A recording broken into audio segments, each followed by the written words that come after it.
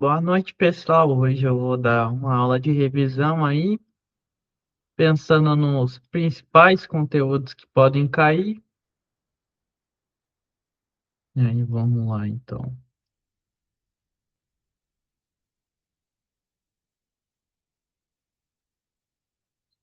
E aí, vamos começar falando sobre a questão do sistema financeiro nacional, né? Que ele vai ter uma hierarquia dada-se pelos órgãos normativos e abaixo deles supervisores e depois os operadores.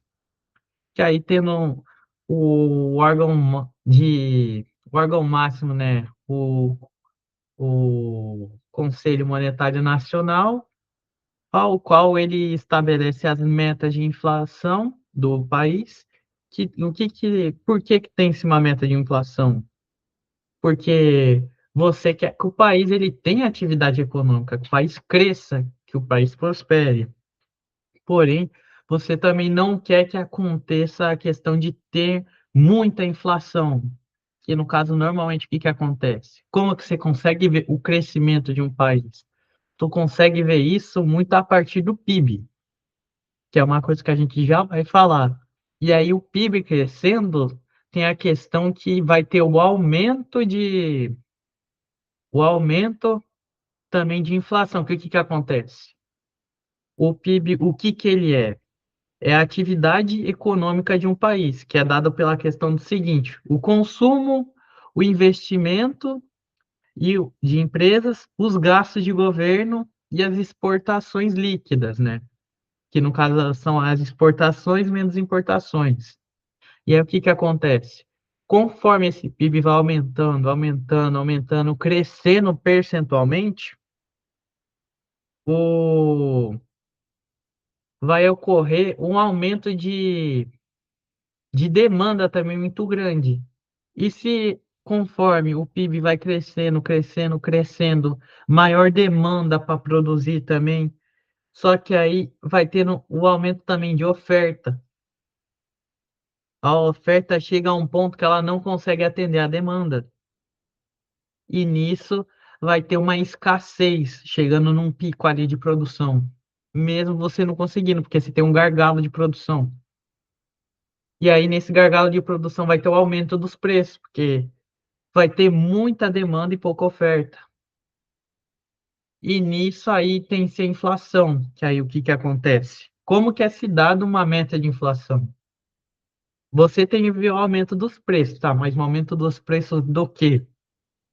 Você teve um aumento de preços generalizado dado por um benchmark, que o principal benchmark que a gente olha é o IPCA, que o IPCA é feito pelo IBGE, que o que que acontece? O IBGE faz uma cesta ao qual são vários produtos que a população brasileira consome, seja produtos que ela nem percebe-se que consome, por exemplo, o combustível vai ter ali um peso, o aumento de combustível, aumento de roupa, aumento de alimentos, e nisso vai ser dado esses pesos e vai ser dado uma cesta que vai dar um aumento de preço generalizado. E isso é o IPCA, que é um benchmark ao qual vai ser visto e dado uma meta de inflação, que no caso a meta de inflação vai ser dado para você ter uma atividade econômica pujante, porém sem essa inflação que vai corroer o poder de compra da população. E quem vai seguir essa meta de inflação vai ser o Bacen, que é um órgão supervisor, que está abaixo do Conselho Monetário Nacional, que é o principal, que é o órgão de maior hierarquia. Que aí como que ele faz para seguir essa meta de inflação, o Bacen? O Bacen ele vai mexer com a taxa de juros do país, a taxa básica de juros. E o que que acontece? A taxa básica de juros, ela está atrelada aos títulos públicos, muitos deles. E o que que se dá nisso? O governo ele te propõe que assim ele vai te pagar o mínimo aquela taxa de juros que ele colocou como a taxa de juros base do país. E aí, os investimentos de títulos públicos atrelados, por exemplo, a essa taxa de juros, a taxa Selic, você vai ter a situação deles serem muito mais atrativos do que você colocar em renda variável, no caso, empresas, coisas que, no caso, não têm um juros, que não são fixos os juros, que você não tem uma previsão tão clara de quanto tu vai receber. E nisso acontece a questão de você ter uma rentabilidade muito alta em algo que tu já sabe a previsão de quanto que tu vai ganhar. Tu coloca tudo isso no renda fixa, em títulos públicos, sendo dívida de governo. E no caso, isso daí não ajuda na questão de atividade econômica, né? De muitas maneiras, que nem ajuda você colocando dinheiro em empresas. Tô pegando, por exemplo, tem menos oferta de dinheiro no país, aí acontece de ter uma menor atividade econômica, no caso aí o país ele vai encolher, o PIB vai diminuir, vai ter menor crescimento, desenvolvimento, empréstimos, as coisas vão ficar mais caras, porque você vai ter menos dinheiro para poder, você vai ter menos dinheiro para poder pagar as mesmas coisas, e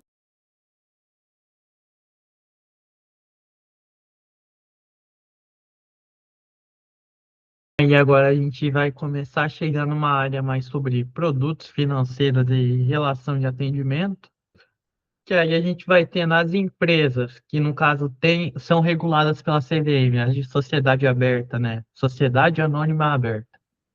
A gente vai ter a questão de governança corporativa delas, que aí vai ter os níveis de governança corporativa, sendo o novo mercado melhor nível, né? Depois nível 2 e nível um. Isso, o nível de governança corporativa dá muito da questão da saúde da empresa na questão da administração dela, o quão bem administrada ela é. E assim, o quanto que a gente pode ter de verídico nos números de balanço dela. E aí a gente tem a questão também de tributação da Bolsa de Valores, que é diferente das operações normais para as operações de day trade. E aí, aqui vai ter os exemplozinhos, né? Aí a questão de compensação de perdas, né, das operações. Aí a questão de previdência social, né? A previdência social complementar fechada e aberta, que vai muito de acordo de você estar dentro de uma empresa, por exemplo. Você está numa empresa pública. Aí essa empresa tem um fundo de previdência pros próprios funcionários dela. Que aí isso é um fundo fechado, né? Enquanto o aberto é um fundo de previdência aberto ao público. Aqui, né, a questão da previdência complementar, que é isso, né?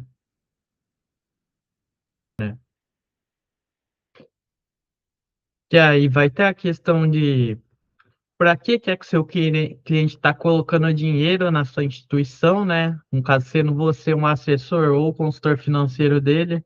Que aí vem a questão de fundação, acumulação, manutenção, distribuição, que aí distribuição vem com a questão dele querer de sucessão, né? Fala uma questão muito importante também é a questão do Chinese Wall, né? Que no caso é a administração de recursos de terceiros, né? Com o objetivo de impedir as informações sigilosas ou privilegiadas. No caso, tem a questão de conflitos de interesses, insider trade, fraude e outras práticas que, no caso, não devem ser feitas no mercado financeiro. E aí a gente tem os tipos de segregação da Chinese Wall, né? Que no caso vai ter a separação estrutural, a proteção de uso de informações, a governança que eu havia falado agora há pouco, a capacitação de os colaboradores da empresa entenderem a cultura do sigilo, no caso as informações não devem ser repassadas para a família, por exemplo, amigos. Aí aqui um exemplozinho de conflitos de interesse, a questão de ética de venda, né?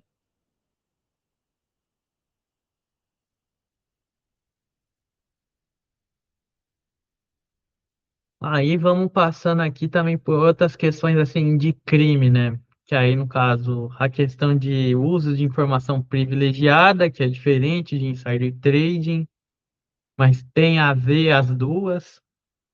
Que aí tem o primário, que é quando a pessoa está dentro, por exemplo, da empresa, e o secundário, quando a pessoa ela conseguiu a informação de alguém da empresa, mas que ela não tem ligação com a empresa.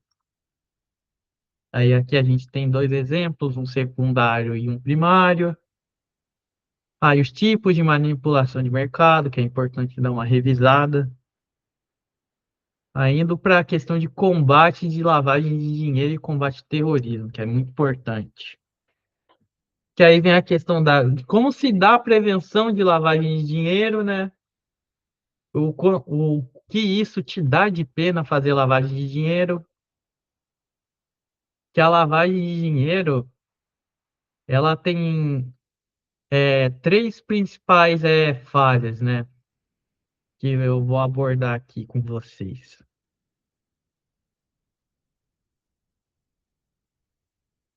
Primeiro você vai ter a fase de colocação, depois ocultação, depois integração. Que o que é a colocação? Tu vai introduzir esse dinheiro sujo por alguma via no sistema financeiro, depois a ocultação.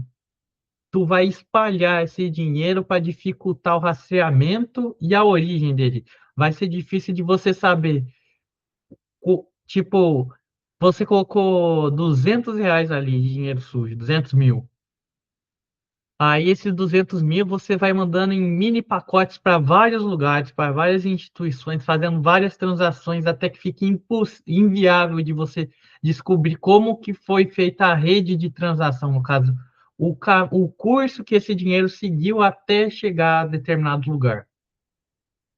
Aí pô, você vai ter a fase de integração, que aí o dinheiro agora já tem legalidade no mercado. Tipo, ele já não, você não vai conseguir mais ter capacidade de dizer que esse dinheiro é sujo, por exemplo. Tendo aqui também a questão da Chinese Wall, né, que é muito importante, que é a barreira física e lógica de conflitos de interesse. Aí outras coisas aqui que são práticas que não devem ser feitas no mercado de capitais. A questão de conhecer o seu cliente, né, e deixar os seus cadastros sempre bem completos e atualizados, para não ter nenhuma incoerência de patrimônio, por exemplo, uma movimentação estranha, tanto que muitas vezes pode acontecer de ter movimentações estranhas dentro da sua conta de banco e acabar bloqueando uma transação por conta disso, por exemplo. Indo aqui mais para a questão de padrões ambientais, sociais de governança, né? Que aí é aquela situação de você ter uma governança de boa qualidade, no caso, a empresa, socialmente, ela tem uma imagem boa. Por exemplo, pode acontecer a JBS, ela tem uma imagem dela é muito suja. No caso, ela não tem uma imagem tão boa. A questão ambiental, né? Se, tipo, ela é uma empresa verde, né? Que é interessante, tipo, uma empresa que cuida do meio ambiente, por mais que ela tenha o meio dela ganhar dinheiro, seja um meio que degrada o meio ambiente, mas ela está em vários projetos para melhorar isso, ou então arranjando novas formas de diminuir o impacto do meio ambiente. E as finanças descentralizadas, que aí vem muito da questão do ecossistema, né? Que aí, tipo, por exemplo, a blockchain, que é um sistema que você não tem intermediários, tipo bancos e corretoras, e você faz uma transação direta com a outra pessoa. E aí também vai ter o uso de contratos inteligentes, a tokenização de ativos, no caso, o ativo, ele vai estar registrado num servidor. No caso, também vai ter as operações de 24 horas, 7 dias por semana, sem intermédio de ninguém. Eu acho que é isso. E aí, muito obrigado.